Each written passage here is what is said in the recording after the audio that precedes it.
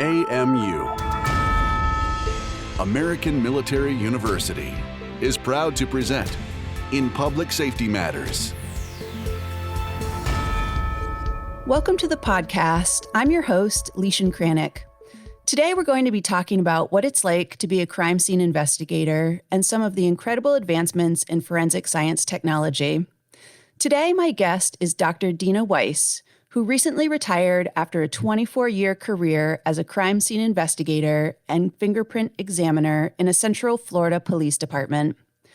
As part of her career experience, she worked as a seriologist, and she has testified as an expert in more than 200 federal and circuit court cases throughout Florida. Dr. Weiss is also an associate professor at American Military University, teaching courses in criminal justice and forensic science. Dena, welcome to the podcast, and thank you so much for joining me. Thank you for having me. So I want to start out by just congratulating you on your recent retirement after 24 years. How does it feel to be officially retired? Well, honestly, I miss the challenge of examining fingerprints and solving cases, but I have a lot less stress in my life now, and I can now go for a walk 3 times a week. I can enjoy the Florida sunshine. I'm not testifying in court, with very short notice. So I'm enjoying it. Oh, good. I'm so glad to hear that. It's well-deserved. So I was hoping that we could start our conversation by just giving our listeners a little bit of a background of how you got interested in forensic science and how you eventually became a crime scene investigator. Can you just talk about your background?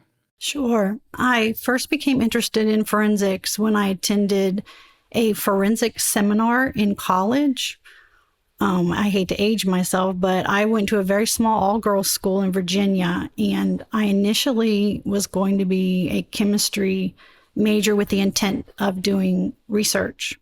This was in the early 1980s, and I had never, ever heard of forensics. So when they announced the seminar, I was like, well, let me go see what this is. And I was just amazed. The field seemed much more exciting to me than chemistry research.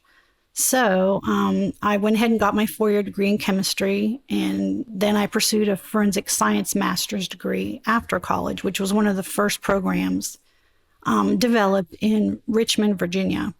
And then after graduate school, I was hired by the Florida Department of Law Enforcement as a crime analyst. And FDLE is our state lab system.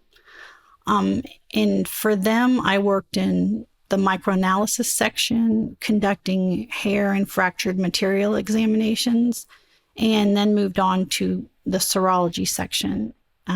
This discipline involves the examination of body fluids, such as blood, semen, saliva, and involves DNA analysis.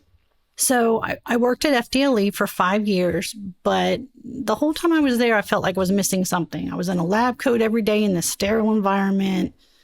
I was conducting forensic examinations like I had trained to do in school, but I wasn't getting the whole picture. I just had a stack of files, 100 plus, every day that I walked into, and all they were case summaries. I never had a conversation with a detective. I didn't have any crime scene pictures. It was pretty much like research, like I was trying not to do when I got my degree. So I wanted to respond to crime scenes and put 2 and 2 together. I wanted to collect evidence and attend autopsies and interact with people, the medical examiner, the detectives. And I was also commuting an hour to work one way every day and had 2 little ones. So it was cramping my style a little bit, my 12, 14-hour days. So I started a relationship with some of the people at our local police department in their crime lab, and they were excited to have me when they had an opening. And before long they did. So I started working at the local police department. And at this job, I got to work crime scenes, and it was everything and more that I imagined it would be. It was just so exciting. Never a dull moment, not the same thing every day. And I fell in love with processing the crime scenes for latent prints. I kind of had a knack for it. I was pretty good at it. So eventually I became a latent print examiner as well, which I have done for 20 years. Excellent. So it's very cool to hear how you have obviously a very strong background in science, and then how you were able to really apply that to the career in helping law enforcement agencies, essentially solve all these crimes using technology and processing their evidence. And I was wondering, obviously technology is a huge piece of that. Can you talk a little bit about what I can only assume is a major advancement in technology from when you first started out, even with, fingerprint analysis? I imagine that has advanced just incredibly during your career. Yes, we now have the automated fingerprint identification system, which that's actually been around for quite a few years. But when somebody's arrested, their fingerprints are automatically collected and put into the system. And when we develop a fingerprint at a crime scene, if it has enough individual characteristics and it's not distorted or smeared, we can take that print and photograph it and enter it into the system and mark its individualizing features and ask the system to give us, say, the closest 10 to 15 candidates in the database that may match it. And it comes up with a candidate list. And then as a fingerprint examiner, I go through all of those candidates and compare the known fingerprint from the system to the crime scene fingerprint. And I try and make an identification. There's actually two systems. There's IAFIS, which is the national database. And then there's AFIS, which is just statewide. And AFIS is where we make the most fingerprint identification hits because most criminals stay local. And that's the local database. So I have a lot of experience with that. And the database has advanced to including palm prints now, which palm prints are a huge contributor to crime scenes. We are always collecting palm prints on cars and windows. Besides fingerprints, of course, DNA is something new every few years, it seems like. And probably the transition from private genealogy companies to FDLE, the State Crime Lab, developing their own genetic genealogy program has been a huge advancement. The genealogy team works with Parabon nanolabs, and this just takes DNA testing a step further than what we've had in the past. The Combined DNA Index Systems, CODIS, is our national DNA database. Like we have the fingerprint database, CODIS is our DNA database. And we can take samples from crime scenes and enter the DNA sample, whether it be a sample of blood, a sample of semen. We can enter it into this database.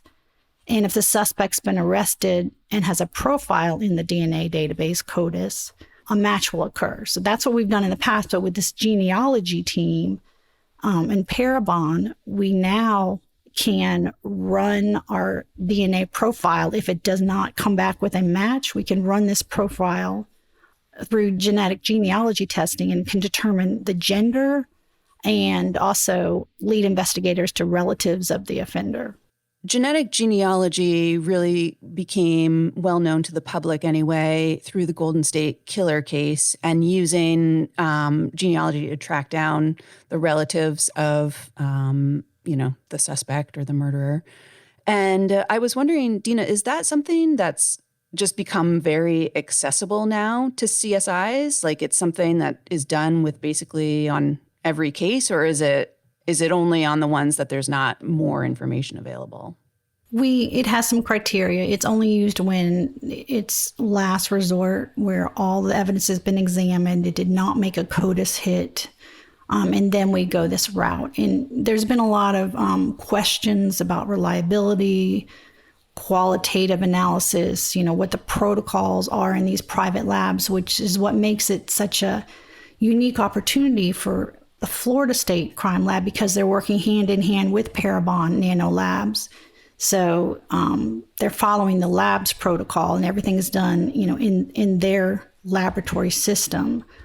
So you're not going to have as many questions about, whether protocol was followed and whether the testing equipment is quantified and tested for contamination routinely. There's a lot of criteria that has to be met in a crime laboratory. They ask you oftentimes about this during a criminal trial. So it's a great program. And in fact, just before I retired, we actually solved a case using Parabon that I had been working on with detectives for 20 years. And it was a homicide from 1981. And I had compared fingerprints from this case, hundreds of them for years. For years, anybody that lived in the neighborhood, anybody the family knew, we compared fingerprints to just hundreds of people. We sent the DNA profile from the sexual battery kit to CODIS and made no hit. Well, when we started working with Parabon, we came back with a hit on the sexual battery kit and solved the case. And it ended up, the suspect, of course, had never committed any crimes in his entire life besides this one. And he did it when he was 20 years old. And he was one of the boys' football coaches. Wow. That nobody had ever questioned. He had dropped one of the boys off after practice a few times, and his name just never came up. So that was a very successful case that just made the papers recently. What was that like when you realized that you had a hit? I'm just curious from an emotional standpoint. It was very exciting because it was one of those cold cases we did not think we would ever solve. And the boys, even though they were, grown men, they would still call and come in monthly, and they were very emotional and often cried and didn't understand why we couldn't solve it. And so it was just so rewarding to see them. And they were very hurt when they found out it was actually somebody they knew, but at least they had some closure. Wow. Well, congratulations. It's so amazing to hear how this new type of technology can just solve these cases that, like you said, were basically unsolvable for a few decades. So that's amazing. We'll include a link to that article in our show notes so people can learn more about it. Yes, the victim's name was Linda Slayton. So one thing I want to talk to you about, a lot of our listeners are law enforcement officers, and I wanted to get your perspective on evidence collection. And, obviously you would go to crime scenes and that would be, your primary role. But I was wondering, do you have some thoughts or recommendations for officers when they enter a crime scene? Is there something you'd like every officer to know when they come into a crime scene to help the crime scene investigators?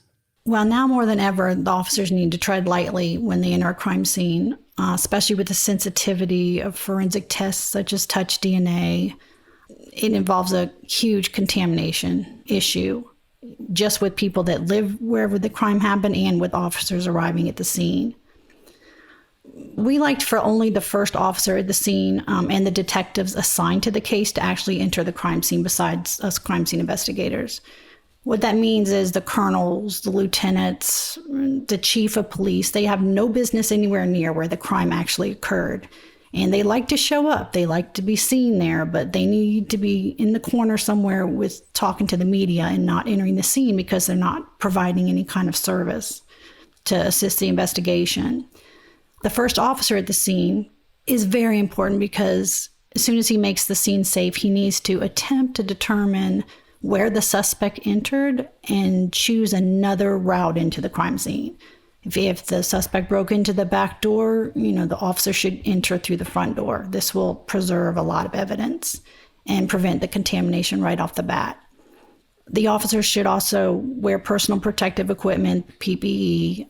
Typically just masks, booties, and gloves are required unless it's a decomp scene or the officer finds out, that the person was ill, that is dead inside. And if that's the case, they need to wear a full body suit and maybe a respirator.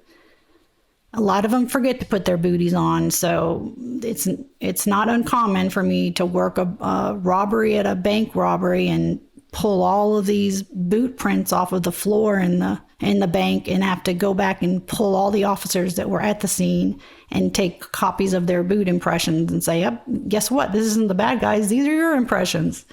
So they need to remember at least their masks, their gloves, and their booties.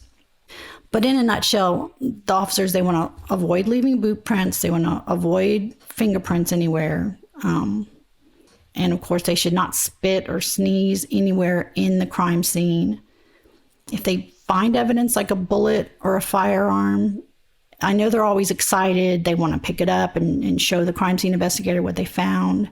But really, they need to just place a marker near that piece of evidence so we can get it photographed exactly where it was before it's moved.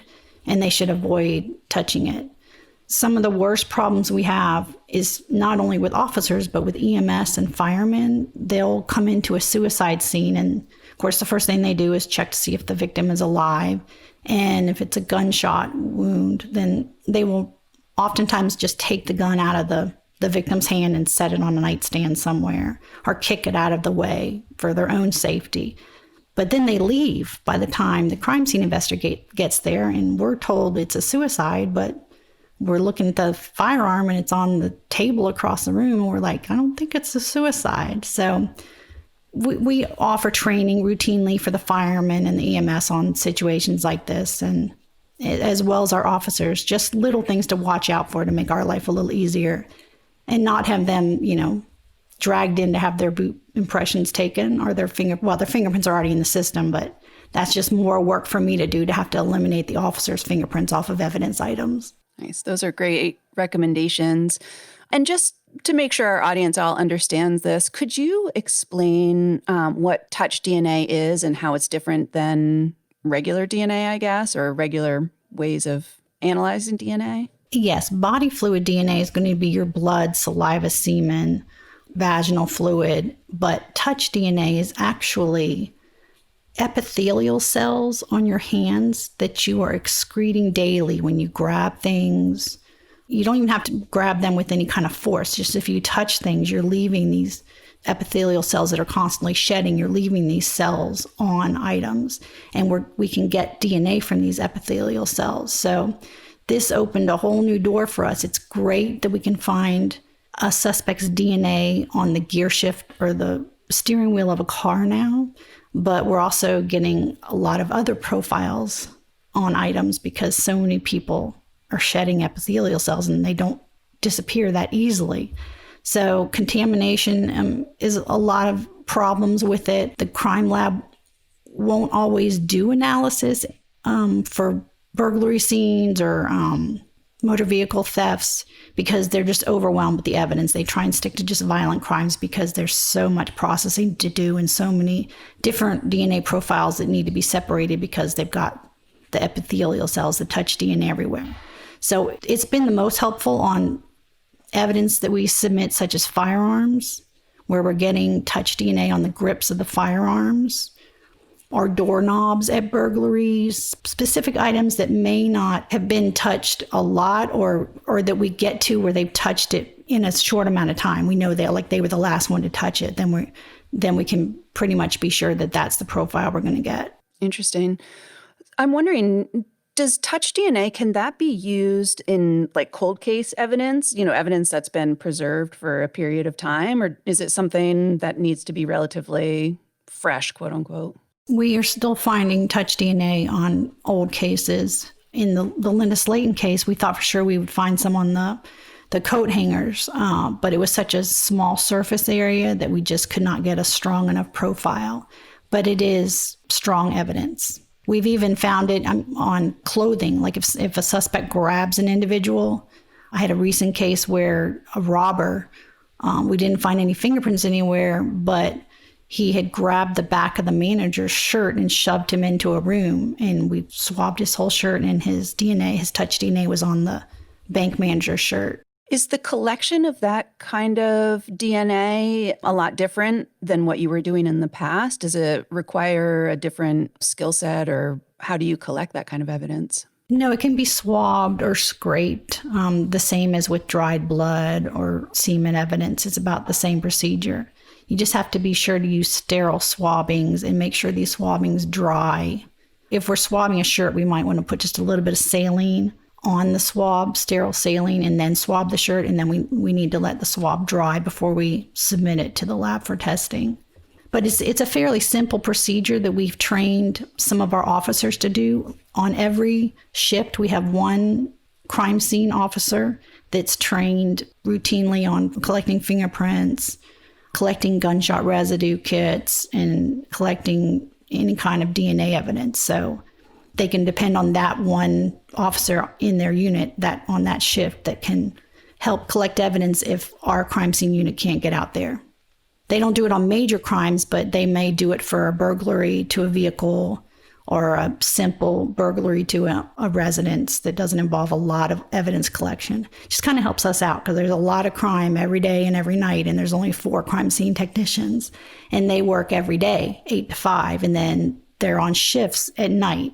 Like one crime scene investigator is on call 1 week out of the month. That definitely makes sense to kind of cross-train regular officers so that they have some crime scene experience. They're a big help, like when we have burglaries to vehicles at car dealerships where there's 50 cars that have been broken into. They're always the first ones to jump in and say, hey, I'll help you process. And so it's good teamwork. Excellent. So as you're describing this technology and how it's applied and used, one thing that came to mind is I know you have a lot of experience testifying in court. And I was wondering if you could just talk a little bit about that part of your job and maybe even offer some insight to other officers who may be having to testify in court, strategies that you use or things that you've learned over the years. My testimony in court is a lot different than the officers because I'm allowed to give opinions and they're stating the facts. So the officers just basically have to stick to their investigative interviews with the suspects and their interactions with the crime scene investigators. As a latent print examiner or a crime scene technician, I have to go in and talk about scientific methods and protocols and why I can say a fingerprint matches or why it doesn't match or why maybe there wasn't a fingerprint found on a gun. So there's a lot more educational prep, I guess you could say, for a forensic examiner to testify. And we are questioned by the defense on theory all the time. If the evidence technique that we used that they feel does not meet the standards of the court, we have to provide background on it. We have to provide slideshows of the evidence and make charts of unknown fingerprint and a known fingerprint and show exactly what we were comparing. It's a different kind of testimony, but either way, you have to be a good writer and a proficient speaker in order to testify in court, and that's for officers and crime scene investigators. And I imagine it's fairly stressful. Like over the years, I'm sure you've done it enough that you feel increasingly confident about it. But is it still a pretty stressful thing to go through? Extremely. They always joke with me at work because I testify more than anybody. As I walk out the door, why are you so nervous? Why are you so nervous?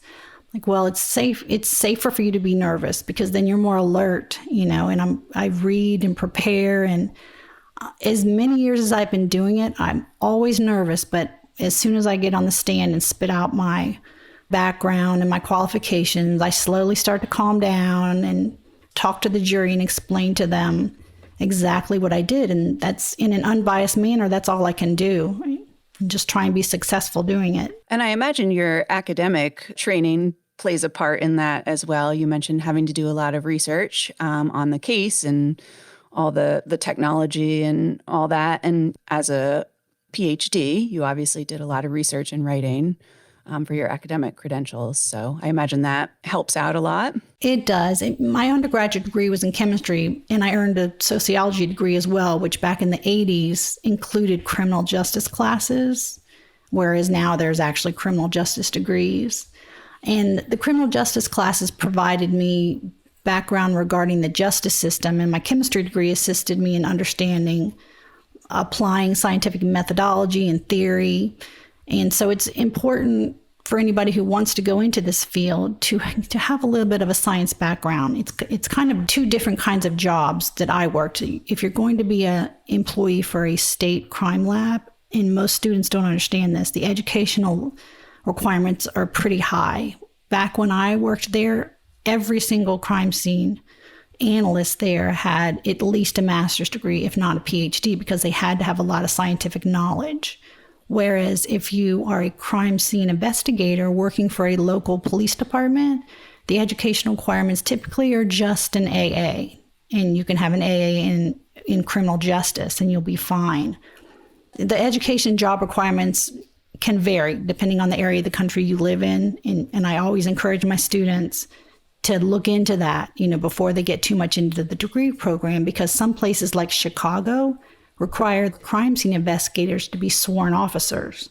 Whereas in Florida, where I live, we were just civilian employees. We were not sworn officers. When you talk about the educational component of this, you mentioned some of the requirements for different positions. When you have students come to you and say, I want to be a crime scene investigator like you, do you have specific recommendations in terms of their academic pursuits? I know obviously science is a big part of it, but specifically, forensic science courses or concentrations? Yes, if they can do a crime scene investigation certificate, along with their criminal justice degree, that's helpful. Or if they can just take electives that involve the pathology of death or crime scene investigations, that will assist them with just their basic criminal justice knowledge. And of course, internships with the police department, you learn so much. You can also intern at the medical examiner's office.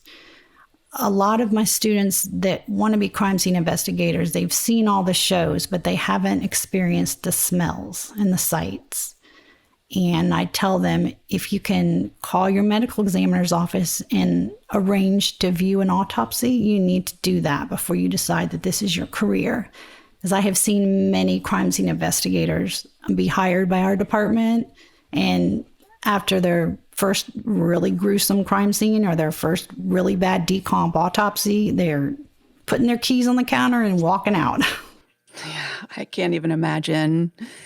We need to take a short break. We'll be right back with more from Dr. Dena Weiss. Protecting the public from health challenges, such as epidemics, requires people with knowledge and skill who are capable of being change agents. At American Military University, you will learn the skills needed to improve today's public health in local communities and around the globe. Take the next step and apply today at amuonline.com. And we're back talking to Dr. Dena Weiss about her career as a crime scene investigator. On this podcast and with a lot of our articles, we talk about stress management for anyone who works in the law enforcement field. And, you are a person whose job it is to go to these scenes and process them. And I was wondering if you could share a little bit about how you manage that just from a kind of a psychological and mental health standpoint. I imagine it's just incredibly stressful. Do you have what are your thoughts on how you've dealt with that over the years?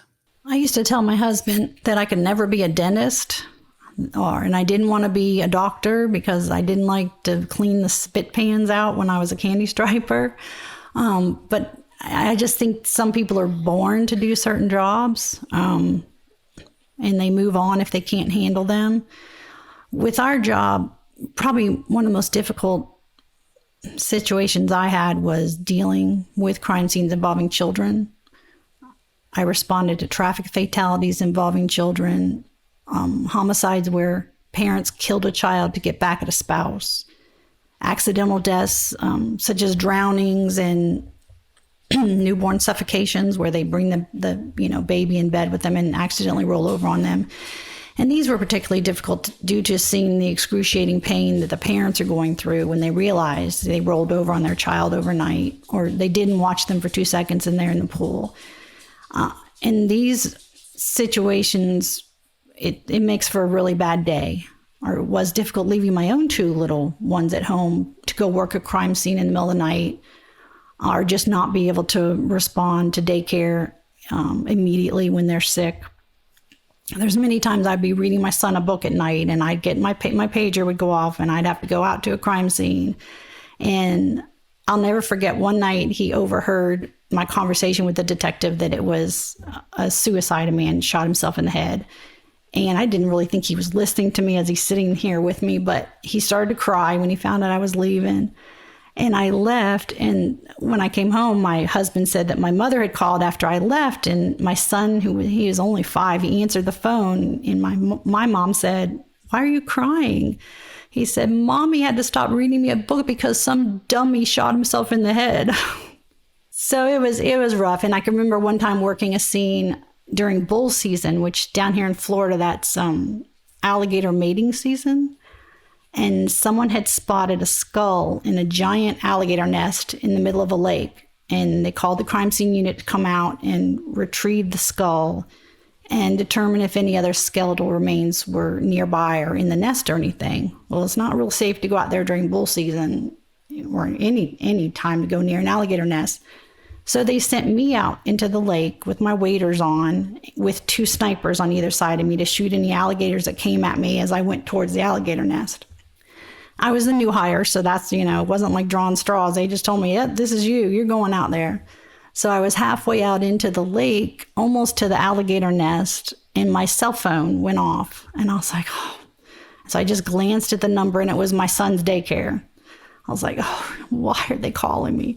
So I quickly answer the phone, and the director says, you need to come pick your son up. He's running a fever. I was like, well, I can't really do that right now. I didn't tell her I was in the middle of the lake, with alligators. So all of those things were challenges to me and, made it a little more stressful to deal with the job. But I worked with a team of 3 girls most of my career. We didn't have a huge turnover except for, our 4th position.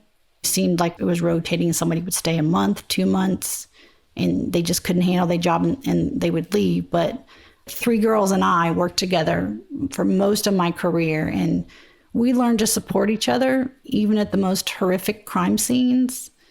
And it seemed like some of the scenes affected some of us worse than others, but it seemed one of us always remained strong. So we were just very good together. And of course, hugs and humor always help, and just one of those things that you just deal with, but you also lean on everybody you work with as well. Yeah, I hear that pretty often from officers, how important that camaraderie and they talk about obviously brotherhood, sisterhood, and just really, like you said, leaning on each other to get you through just what I can't even imagine as a civilian. I can't imagine what you've seen. Well, and it's weird how some scenes would trigger some of us and not others. I mean, I can remember a crime scene where my boss just went numb and was ghost white and just stood there, couldn't do anything. We had to take her to the van. She couldn't even help us process the scene. And the rest of us were fine. It was a accidental crime scene where a woman that worked for a tree company had not pulled her hair back, and her hair got caught in the big wood chipper, and she'd been completely pulled through the wood chipper.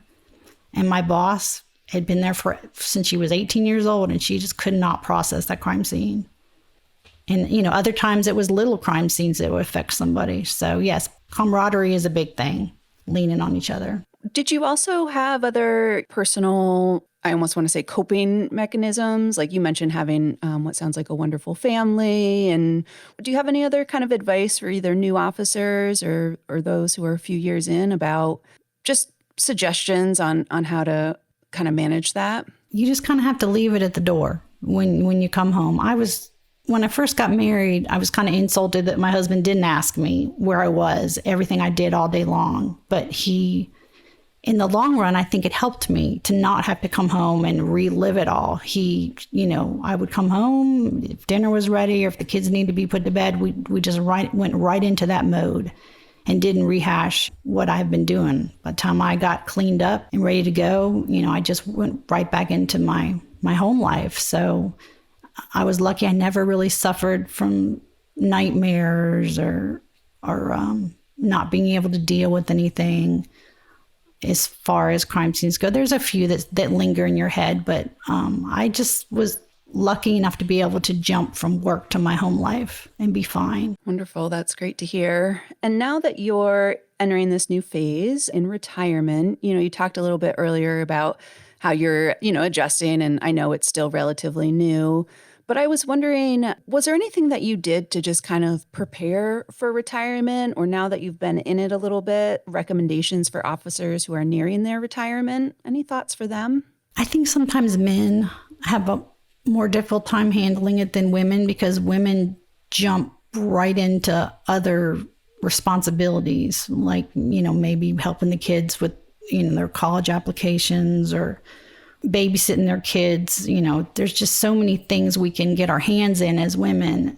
And I know I say this from experience from watching my dad retire. He He wasn't law enforcement, but he worked in government for 45 years. And when he retired, he got up in the morning and had coffee with my mom. And then he literally sat at the breakfast bar until she came home for lunch.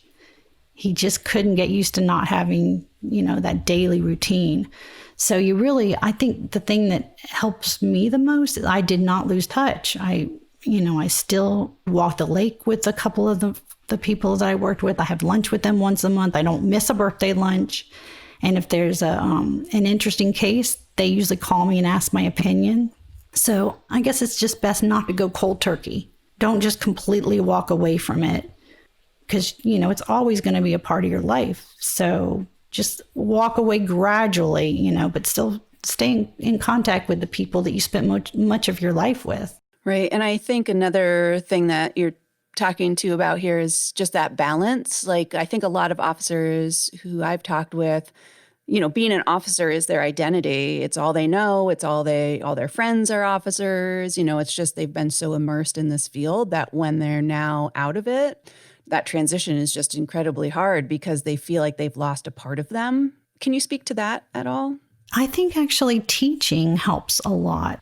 A lot of my friends that are officers that are getting ready to retire, that's what they transitioned to, is teaching. It's very rewarding to be able to teach someone else your skills and know they're going to replace you. Some of them can also volunteer with the police explorers, the young high schoolers that are coming up in the world and want to be police officers. It's almost like the Boy Scouts, a unit where they compete and they learn skills, and officers can volunteer to do that and still be into things. And Citizen Police Academy, that also always needs officers to come speak. I mean, I just think still being involved is a big part of accepting retirement. And like you said, being able to share your experience and help train others and to follow in your footsteps, essentially. And it's very rewarding, especially the military. I love to teach our military students because they have such strong ethical choices they make in their career. They're used to committing themselves 100% to their job, and they do that in their schoolwork. And to know that they're fighting for our country, but then turning around and coming home and wanting to be law enforcement, it just makes teaching them very rewarding. And very honorable to continue serving their country and keeping all of us safe. Exactly. And some of them don't miss a beat. I mean, the minute they're done with the military, they're right in law enforcement. Well, Dena, this has just been so enlightening, and I just really appreciate you sharing your expertise with our listeners. And I wanted to know if there's anything else that you wanted to add to our conversation. I just encourage any other instructors to make sure that you offer the students advice on what's required for whether it be a police officer or a crime scene investigator. Let the students know what the educational and job requirements are as you get to know them in the first week in the introductions. And that's about it, I guess. Yeah, and that's another really wonderful thing about AMU is so many of our faculty, like yourself, have incredible field experience in what they're teaching. So you're not just an academic, you're a professional in this field. So really brings a lot to the classroom. So thank you for that. So thank you again, Dena, for sharing your expertise. And I want to thank our listeners for joining us today. Be well and stay safe. For more information about our university, visit us at amuonline.com. Thank you for listening. AMU, American Military University.